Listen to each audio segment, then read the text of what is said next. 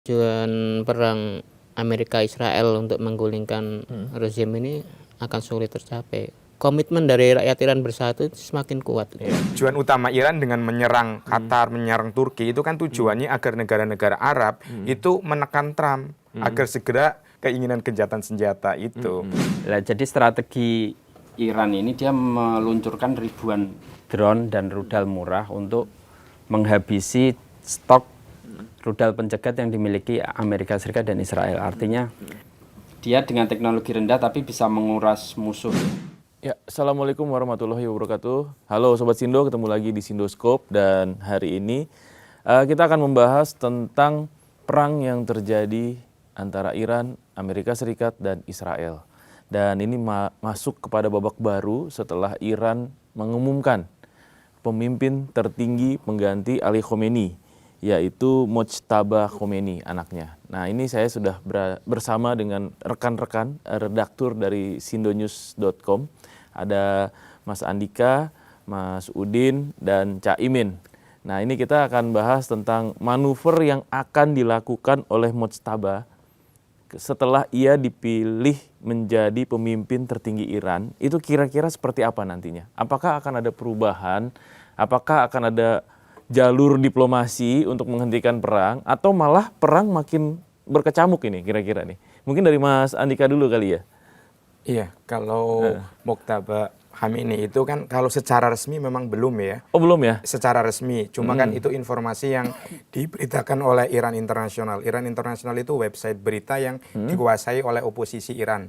Jadi dia udah mengumumkan bahwa itu Mojtaba Khomeini yang kemungkinan besar itu akan dipilih, bahkan itu akan memenangkan dari beberapa kandidat yang akan dipilih oleh 88 dewan pakar yang terdiri dari para ulama Syiah itu kan. Dan itu juga di beberapa kantor berita seperti Reuters, CNN itu juga sudah memberikan sinyal bahwa Mojtaba itu yang akan menjadi pemimpin tertinggi. Dengan terpilihnya istilahnya putranya Khomeini, maka saya memprediksi bahwa Iran tidak akan berubah. Dia tetap akan menjadi kekuatan yang semakin melawan dan berani itu terhadap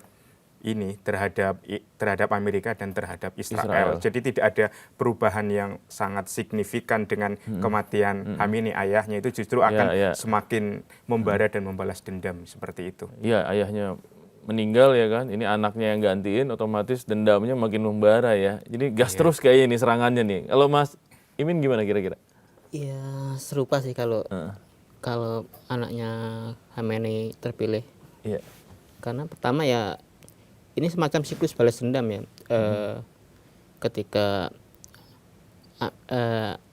Khomeini dibunuh, otomatis Iran akan membalas dendam. Ini sebenarnya tujuan perang Amerika Israel untuk menggulingkan rezim ini akan sulit tercapai.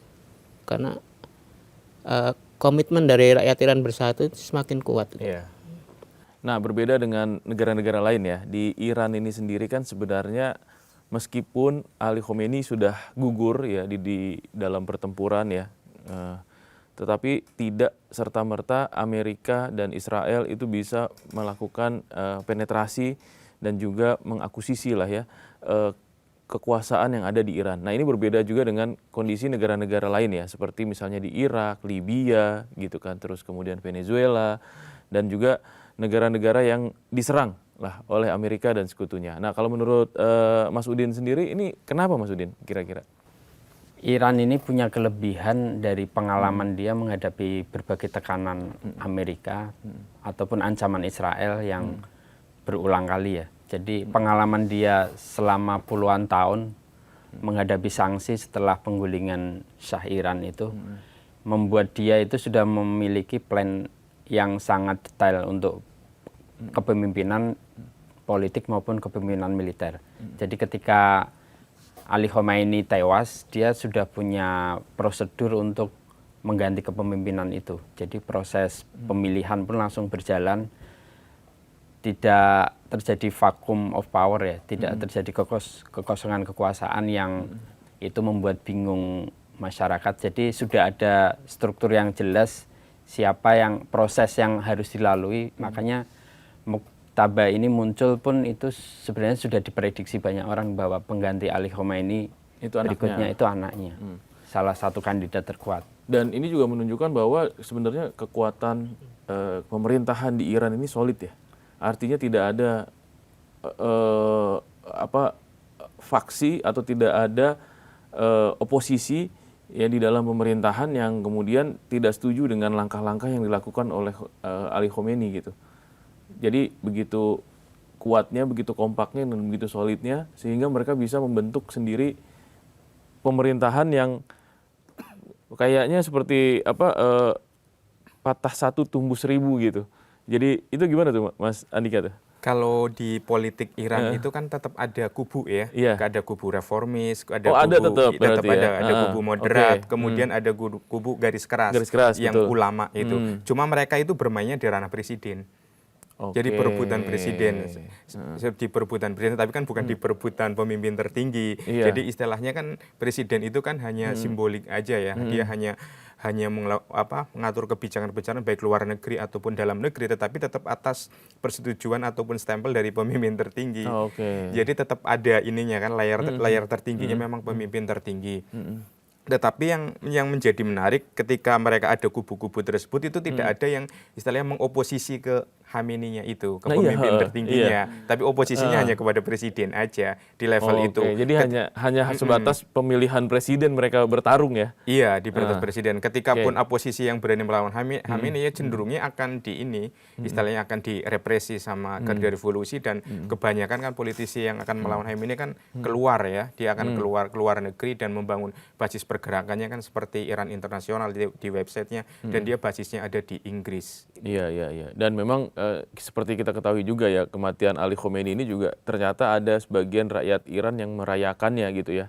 Di luar, saya nggak tahu itu apakah itu propaganda atau itu memang oposisi yang tadi Mas Andika bilang gitu, membuat basis di luar negeri termasuk di Inggris. Iya, kalau basis di luar negeri, diaspora Iran ya kemungkinan besar ada yang merayakan, tetapi kan sebagian juga ada yang tetap bersimpati. Dan buktinya kalau ya namanya kita ini perang narasi ya, perang narasi antar Iran itu kan informasi mengenai perayaan ini kan, perayaan kematian Khamenei itu kan hampir sulit itu ada berita di media sosial pun tidak ada, karena kan memang sampai hari ini istilahnya internetnya sangat ini ya, sangat terbatas karena kan ini kan diblok seperti itu. Dan kelihatannya beberapa faksi-faksi yang berlawanan dengan Khamenei seperti Kurdi di Iran, kemudian ada pemberontak yang di dekat perbatasan Pakistan itu juga mereka memilih ini dulu istilahnya tiarap dulu lah, menunggu momen seperti apa sih, karena kan seperti kabar terbaru kan CIA sudah ini ya, sudah mendekati dengan Kurdi, baik Kurdi di Iran maupun Kurdi yang ada di Irak untuk bisa melakukan pemberontakan. Tetapi kan mereka istilahnya masih wait and see juga.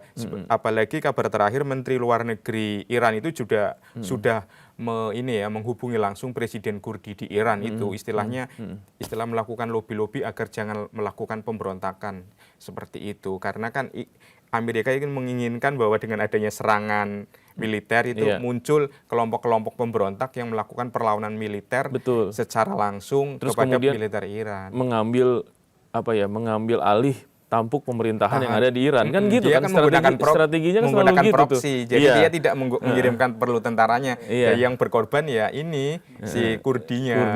Ya sama seperti Ukraina berperang dengan Rusia. Amerika nggak mau ini. Tetapi kan yang pasti kan ini belum kejadian karena dari Kurdinya sendiri juga nggak mau bergerak dulu ya. Berhati-hati juga. Yang mereka tahu lawannya siapa.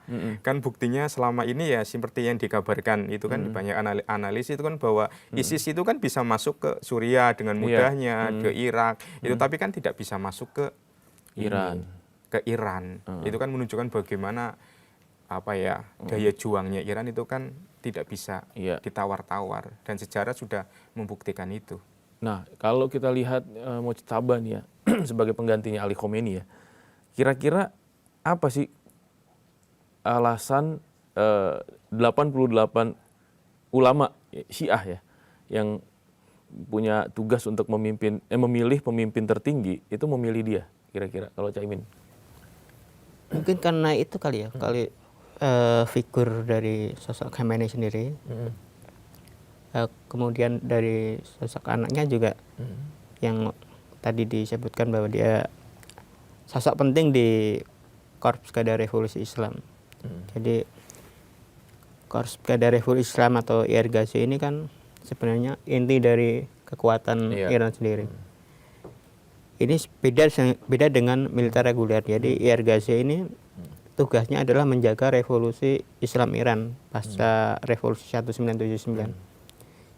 Jika teorinya gini, kalau Amerika, Israel bisa menumbangkan IRGC, penjaga revolusi ini kan habis. Teorinya gitu. Iran runtuh.